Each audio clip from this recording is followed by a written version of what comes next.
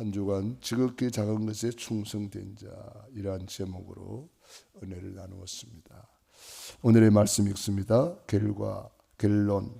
성경과 교회 사이의 두 종류의 사람, 모세와 이드로. 살인자 도망자를 살려준 사이삼은 이드로. 라합과 정탐꾼을 살려준 라합. 다윗과 아히멜렉 제사장. 법 대신 살리는 것을 선택한 제사장. 예수님과 아리마대 요셉. 예수님의 장사를 선택한 아리마대 요셉. 바울과 로마서 16장 사람들. 생명 걸고 바울을 도와 보호자, 동역자, 식주인. 아멘. 지극히 작은 것에 충성된 자는 영적인 힘을 가진 자고, 또 이 힘을 가지고 분별력, 지혜가 있는데 그 지혜는 살리는 지혜를 말합니다. 오늘 성경과 교회사의 두 종류의 사람이 있는데, 모세가 40세에 나라 민족을 돌볼 마음이 생겨서 자기 백성을 도와주려고 하다가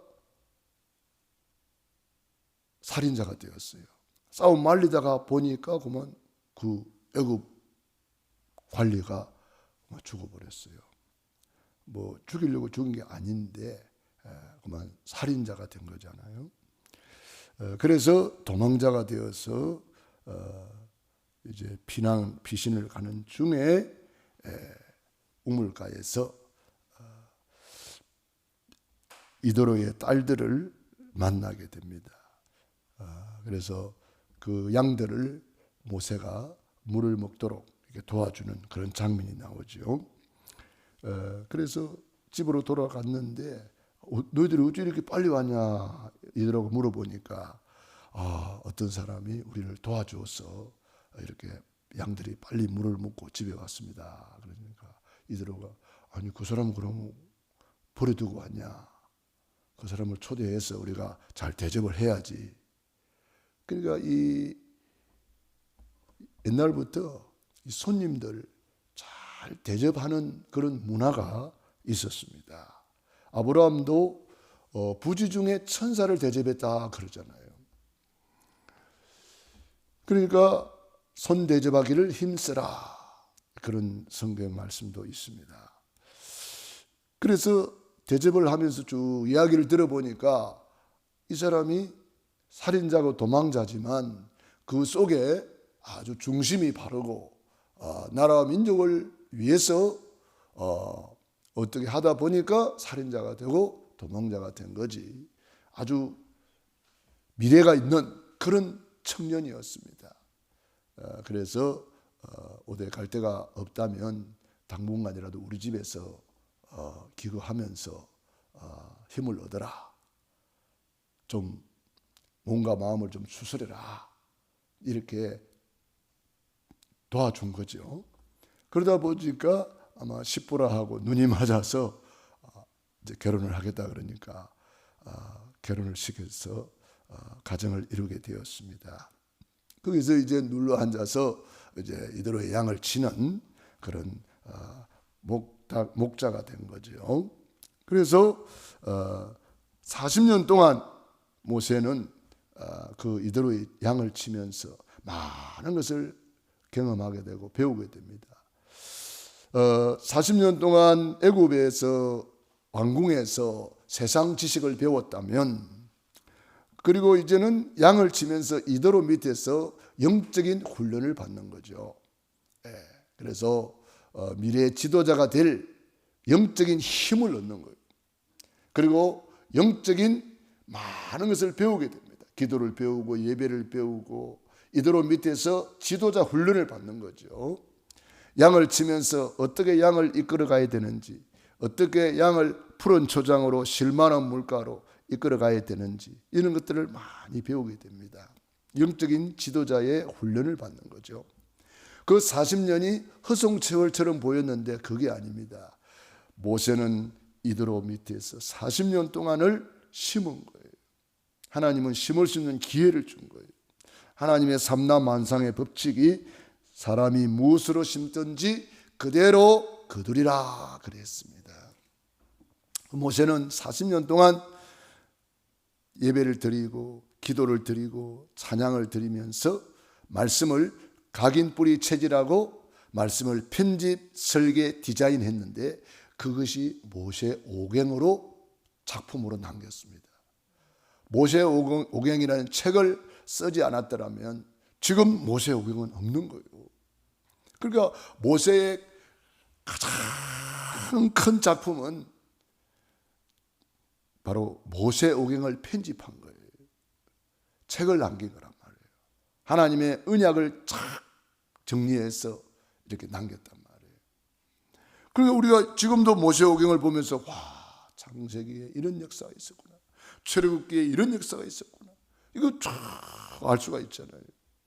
그러니까 모세가 이도로 집에 있으면서 미디안 광야에서 이 모세오경을 편집했다 그러잖아요. 굉장한 작품을 남긴 거죠. 40년 동안 모세는 사실은 자기 집도 없어요, 자기 양도 없어요, 아무것도 없는 것처럼 보입니다. 육신적으로는 그래요.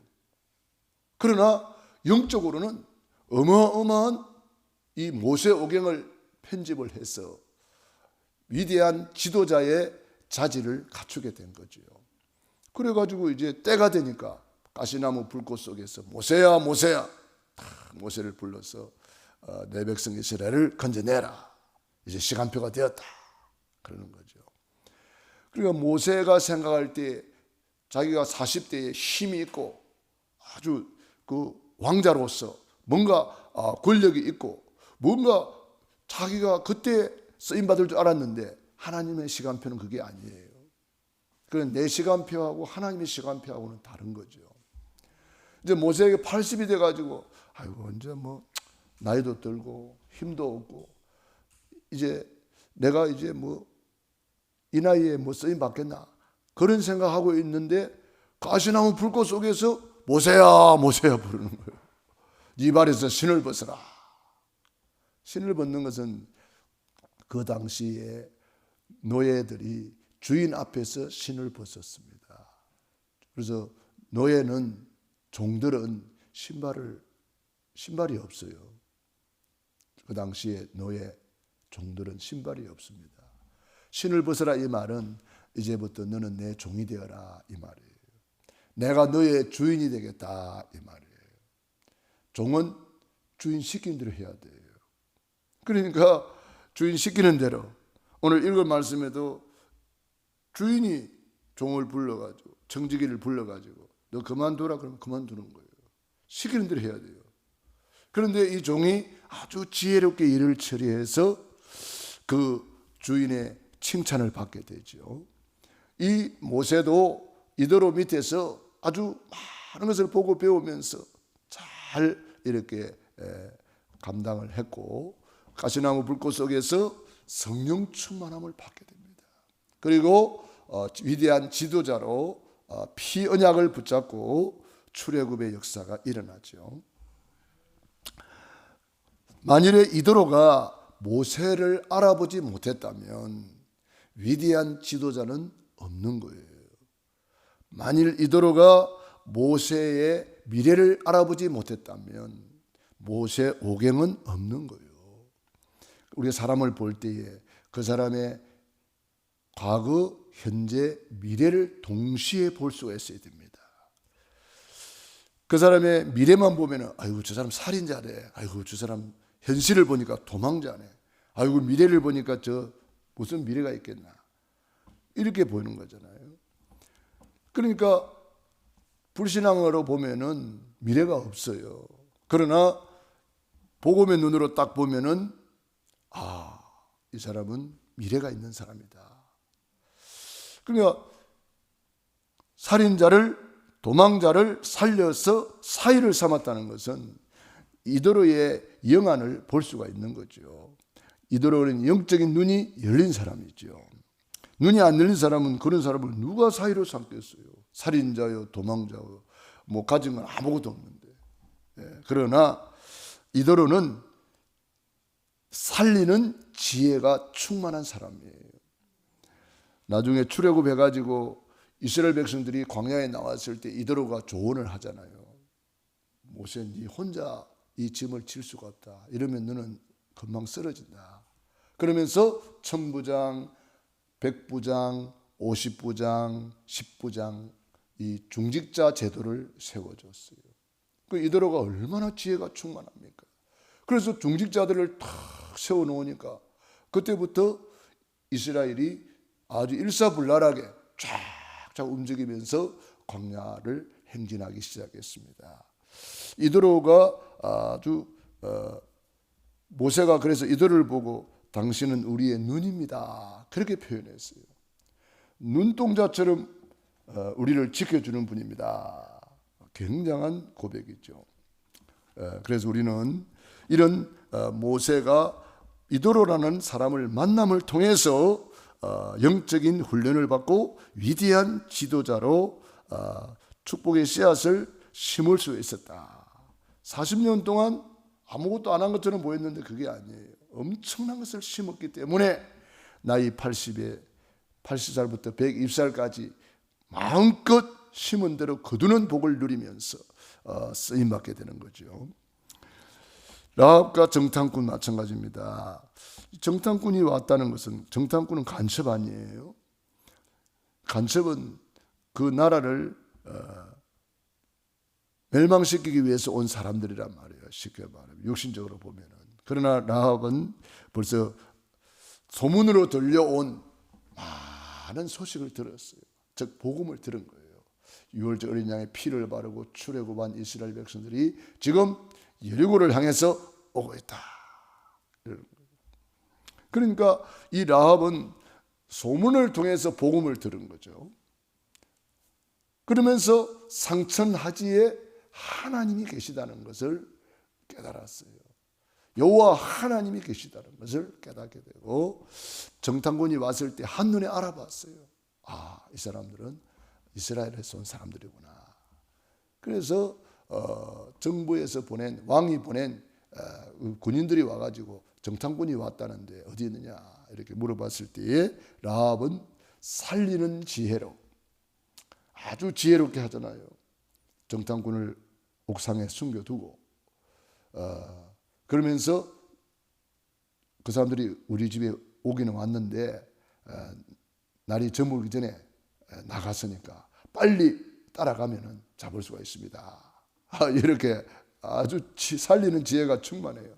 그래야 군인들이 막 그 잡기 위해서 막 달려갔습니다. 그리고는 옥상에 올라가서 이야기했습니다. 나는 당신들이 하나님에 대해서 알고 있습니다. 상천하지의 하나님은 유일하신 하나님이라는 것을 알고 있습니다. 출애굽의 사건을 알고 있습니다. 가나안 땅 가서 정말 메시아 오실 것을 기다린다는 걸 우리가 알고 있습니다. 다 알고 있습니다. 그럴 때에 그러면 우리가 이 여리고성을 진격할 때에 당신의 창문에다가 빨간 줄을 매달으시오 그러잖아요. 빨간 줄이 뭐냐? 예수 보혈의 십자가를 말합니다. 피 언약을 말하는 거죠. 피가 있는 집에는 모든 저주 재앙이 넘어가리라 그랬기 때문에 그 빨간 줄을 창문에다가 매달아 놨어요. 그러니까 여리고성은 무너질 수밖에 없는데 그 피가 있는 집에는 안 무너지고 탁 서가 있었단 말이에요. 그래서 이 기생 라합이 아주 살리는 지혜로 정탐꾼을 살려서 그 정탐꾼 중에 한 사람 살몬이라는 사람하고 결혼을 했는데 예수님의 족보에 올라갔어요. 천국은 침노를 당하나니 침노하는 자가 빼앗느니라. 만일에 라합이 내가 뭐 기생 출신이 어떻게 뭐 그렇게 할 수 있겠냐 그렇게 생각을 했다면 라합은 쓰임받지 못하는 거예요. 나는 비록 기생 출신이지만 나는 이제 하나님의 은혜로 새 사람이 되었다. 그리고 결혼을 하고 이제 이렇게 자녀를 낳았는데 다윗의 조상이 되었단 말이에요. 얼마나 큰 축복을 받게 됩니까? 살리는 지혜를 가진 사람은 하나님께서 이렇게 만남의 축복을 주는 거죠. 다윗과 아히멜렉 제사장은, 이 아히멜렉 제사장이 이제 제사장으로 있을 때에 다윗이 사울 왕에게 쫓겨가지고 다윗과 그 부하들이 도망을 다니다 보니까 배가 너무너무 고팠어요. 그러니까 제사장한테 가가지고 우리가 지금 급하게 오다 보니까 양식을 못 가져왔는데 혹시 먹을 거 있습니까? 물어보니까 아히멜렉 제사장이 지금 그 성전에 하나님 앞에 올려드렸던 떡이 있긴 있는데 이것은 제사장들이 먹는 떡이지만 아유 보아하니 너무 배가 고프니까 그만 와서 드세요. 그렇게 해서 뭐 지금 당장 죽어가는 사람을 살리는 지혜로 이 아히멜렉 제사장이 법을 초월해서 그들을 살린 거죠. 하나님은 살리는 자의 하나님이에요. 어떻게 하든지 살리기를 원하는 거죠. 살리는 지혜. 사실 그 바람에 아히멜렉 제사장은 사울 왕에게 죽임을 당하게 돼요. 다윗을 살려줬다고, 고발하지 않았다고. 참 그런 안타까운 일도 있었습니다. 예수님과 아리마대 요셉, 예수님이 지금 가장 흉악범으로 누명을 쓰고 십자가에 제형을 당했기 때문에 아무도 예수님을 장례 치를 사람이 없었어요. 예수님이 제자들마저도 다 도망가 버리고 너무나 초라하게 십자가에 매달려 있는데 아리마대 사람 요셉, 당대의 상당한 부자이고 또 영향력이 있는 사람인데 담대히 빌라도에 가서 예수님의 시체를 달라고 하고, 그래서 예수님의 시체를 잘 세마포에 싸서 이렇게 자기가 들어가려고 파놓은 부자의 무덤, 그 무덤에다가 예수님을 장례식을 치루었습니다. 참 놀라운 일이죠. 아무도 가지 않는 그 길, 아무도 할 수 없는 그 일, 아무도 보지 못하는 그것을 아리마대 사람은 알아보고 당돌하게 갔다 그랬잖아요. 담대하게 빌라도 앞에 갔어요. 만일에 잘못되면은 너 예수님하고 한패구나 그래가지고 예수님하고 같이 잘못될 수도 있어요. 어려움 당할 수도 있어요. 그래서 우리가 믿음으로 가는 길에는 위기가 올 수 있는데 믿음으로 갈 때에 그 위기는 기회가 되는 거예요. 그래서 성경에 아리마대 사람 요셉이 기록이 됩니다. 얼마나 놀라운 기회를 잡은 사람입니까? 바울과 로마서 16장의 사람들, 이들은 생명 걸고 바울의 선교의 보호자요, 바울의 선교의 동력자요, 바울의 선교의 식주인으로 쓰임받았던 사람들입니다. 당시에 바울은 현상금이 걸린 수지명 수배자였어요. 그런 바울을 도왔다는 것은 같은 죄인으로 이제 누명을 쓸 수밖에 없어요. 큰 어려움을 당할 수밖에 없지만 하나님의 소원을 알기 때문에 절대 사명을 가지고 생명을 걸고 바울을 도와서 선교할 수가 있었다. 참 이번에도 우리가 지난 주간에는 필리핀 단기 선교가 있었고 하나님이 많은 은혜를 주셨고요. 이번에는 이제 중앙아시아 단기 선교를 준비하고 있습니다.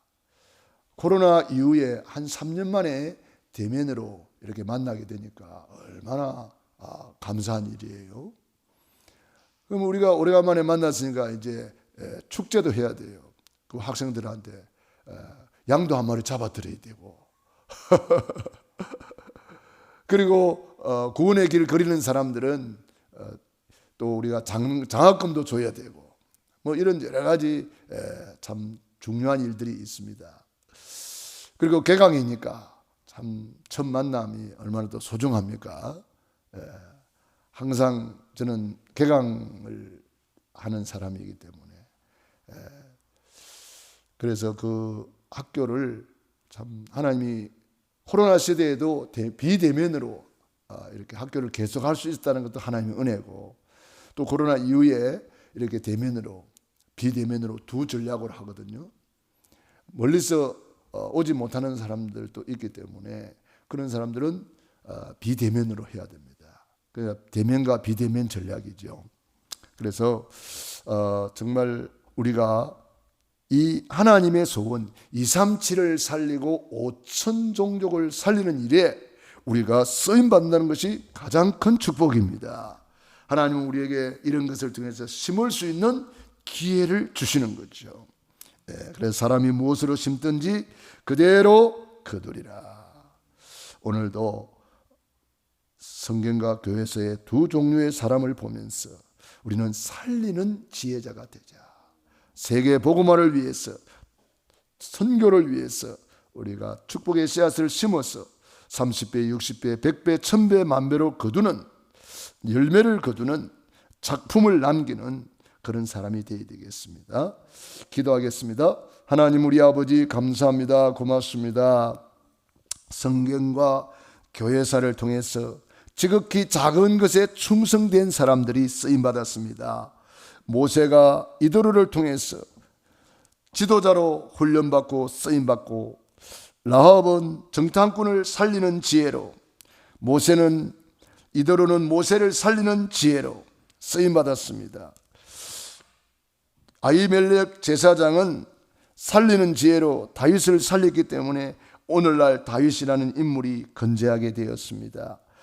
골리앗을 꺾고 이 다윗이 사울 왕의 핍박을 받았지만 이런 아히멜렉 제사장의 도움으로 그들은 승리할 수가 있었습니다. 예수님과 아리마대 요셉, 예수님이 십자가에 처형된 이후에 아무도 장례식 치를 사람이 없을 때에 아리마대 사람 요셉이 당돌하게 가서 예수님의 장사를 선택을 했습니다. 우리가 살리는 선택을 하게 하여 주시옵시고, 바울과 로마서 16장의 인물들처럼 생명 걸고 바울을 도와서 보호자가 되고 동력자가 되고 식주인이 되어서 세계 선교의 237, 5천 종족을 살리는 일에 우리 교회가 쓰임받게 됨을 감사합니다. 우리 전 성도들이 이번에 기도로 하나 되고 또 마음으로 하나 되고 우리가 또 헌신으로 하나가 되어서 하나님의 소원을 이루어 드릴 수 있도록 하나님이 축복해 주시옵소서. 우리가 드리는 기도와 헌신이 전부 다 축복의 씨앗이 되어서 100배, 1000배, 만배로 결실하게 하옵소서. 그날 그시에 칭찬받고 상급받고 밀류관의 주인공이 되게 하옵소서. 오늘도 새벽을 깨우며 기도하는 귀한 종들 머리 위에 능한 손으로 안수하여 주시옵소서. 예수님 이름으로 축복하며 기도드리옵나이다. 아멘.